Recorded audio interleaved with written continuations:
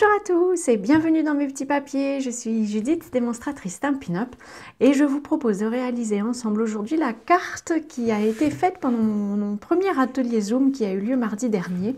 J'avais promis aux participantes de leur remontrer comment faire un petit nœud à la fourchette et c'est ce que nous allons faire ensemble.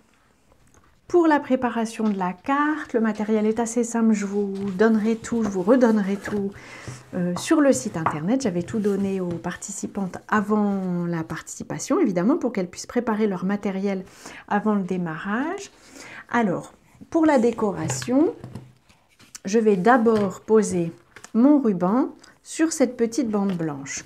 Pour ça, je vais positionner déjà mes morceaux de papier. En fait, comme évidemment cet atelier était proposé aux personnes qui voulaient changer un peu les idées pendant cette période de confinement et je ne pouvais pas savoir quel matériel elles avaient chez elles, la taille de leur ruban, etc. Donc j'avais prévu une bande de papier blanc qui puisse être un peu large pour héberger leur ruban un peu large si c'était le cas, mais qu'on puisse aussi raccourcir. Donc ici, moi, mon ruban n'est pas très large, donc je vais glisser mon papier blanc sous mon papier décoré pour ne pas avoir un gros morceau blanc. J'en avais pas très envie. Après, c'est juste une question de goût comme d'habitude. Je vais juste m'assurer que mon morceau de papier cartonné blanc ne dépasse pas de ma carte. Or là, il dépasse un petit peu. Donc, en général, j'aime bien couper un petit peu plus pour pouvoir le terminer et l'ajuster sur la carte elle-même. Vous savez que quand on coupe, on n'est pas forcément au millimètre près. Du moins, au millimètre, oui, mais pas à la dixième de millimètre. Alors, pour coller le ruban, je prends 3 petits morceaux d'adhésif, découpe facile. J'en mets un à chaque extrémité et un au milieu. Alors sur mon prototype, j'avais utilisé la collection Chant de Coquelicot et là j'ai eu envie d'utiliser la collection printanière. Je ne sais plus son nom, mais je vous le donnerai. Alors comme d'habitude, j'enlève la protection et du coup je vais la mettre pas tout à fait au milieu de ma bande blanche, un peu sur le côté. Voilà. Je retourne mon papier cartonné et je vais recoller le reste du ruban de l'autre côté au verso de ma bande blanche.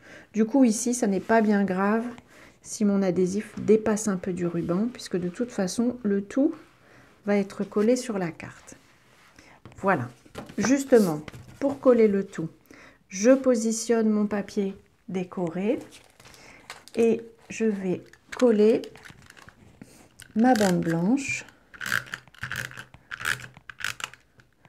un petit peu sur le ruban aussi. Voilà, tout ça c'est juste pour savoir, pour prendre la mesure et décider à quel endroit je pose ma bande blanche. Voilà, ici ça me va bien. Et maintenant je vais pouvoir coller mon papier décoré.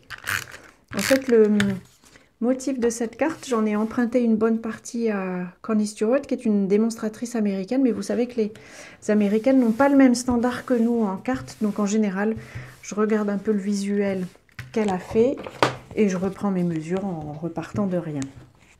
Pour le souhait, j'ai choisi d'en prendre un qui vient du set de tampons Fleurs pour toujours. Je vais prendre Toujours et Infiniment et je vais le tamponner en Cerise Carmin, qui est une des couleurs de la collection. C'est la couleur de mon papier cartonné.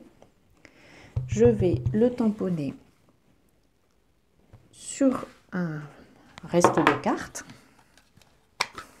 et je vais le perforer avec l'étiquette qui s'appelle Étiquette Adorable, qui vient du catalogue Printemps-été. Et je vais mettre mon texte pas forcément centré, puisque c'est sur cette étiquette-ci que je vais poser un ruban à la fourchette. Alors, un ruban à la fourchette, comment ça marche? C'était ça qui était un peu compliqué. Je vais essayer de me positionner un peu plus près pour que vous voyez bien, j'espère, l'image. Pour démarrer, on pose son ruban comme ceci sur la fourchette. La taille de la fourche, on va dire, doit être normalement adaptée à la largeur de votre ruban. Si vous avez un ruban très large, il va falloir une fourche plus grande. En fait, on a besoin de 4 bâtons comme ceci. S'il y en a 6, c'est bien aussi, mais il faut plusieurs bâtons pour pouvoir glisser à un moment votre ruban au milieu. Si le ruban est plus large, donc je vous dis, il faut quelque chose de plus large. Ça peut être un peigne, un grand peigne, etc. Moi, j'en ai pas, a priori. À moins qu'il y en ait un caché quelque part dans la maison. Une fois qu'on a posé son ruban comme ceci, on va en couper une mesure assez respectable pour être à l'aise. Donc j'ai ma bande ici sur le devant, je prends celle qui est derrière et je la glisse au milieu. Donc si je vous montre derrière, elle passe comme ceci au milieu en dessous,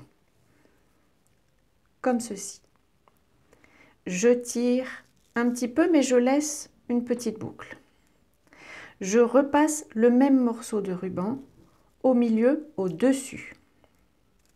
Je tire un petit peu pour garder la boucle ici, parce qu'on va repasser dedans. Et en fait, on va repasser dedans par en dessous et à droite, comme ceci. Donc j'étais là, je repasse en dessous et à droite. Et c'est toujours ce petit morceau-là que je viens de rentrer qu'on va tirer. L'autre ne bouge jamais. C'est lui qu'on tire. Alors je vais juste le maintenir, mais je ne tire pas dessus.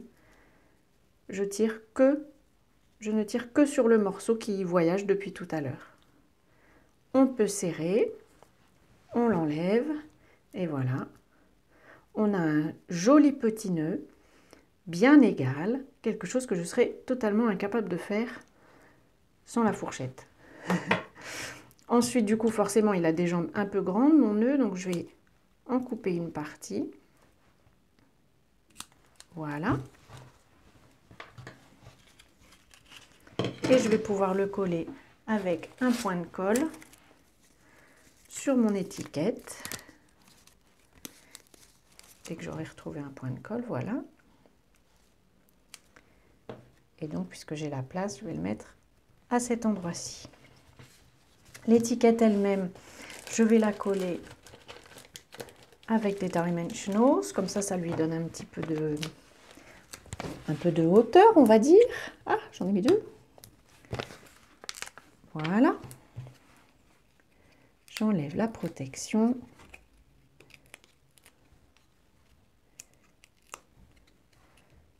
Comme ceci. Et je vais pouvoir, je vais tout enlever, oui, je vais pouvoir le positionner au bon endroit. Voilà, la carte est terminée. Alors j'espère que ce petit nœud, cette petite vidéo aura aidé les personnes qui ont participé à mon atelier mardi. Si vous souhaitez participer à d'autres ateliers, le lien vers mon site internet se trouvera dans la barre. Je mettrai peut-être aussi ma page Facebook parce que c'est là que j'ai annoncé l'événement. Si vous avez envie de me rejoindre, il suffit de vous inscrire un peu avant pour que je vous envoie le lien vers la réunion. C'est une réunion Zoom. Voilà, je vous souhaite, dans ces temps un peu compliqués, de passer quand même une belle semaine créative. Ça change les idées, ça fait du bien. Et je vous dis à très bientôt pour notre prochaine rencontre. Et je vous embrasse bien fort.